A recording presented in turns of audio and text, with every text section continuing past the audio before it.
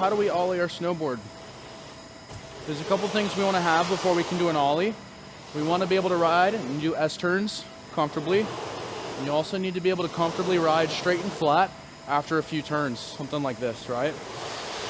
So the way we do this is we're going to do a couple turns to make sure our speed's under control. Ride straight and flat for a moment, and that's when the ollie happens.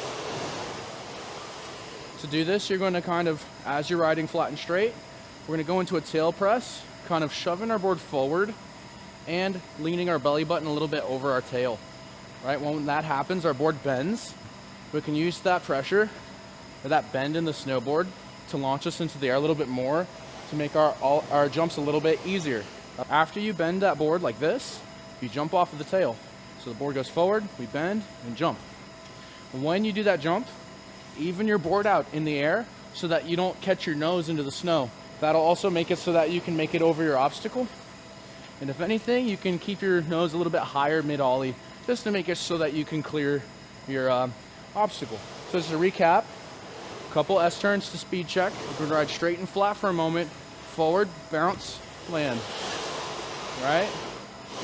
Couple turns to speed check, flat and straight, forward, bounce, even out in the air, and land.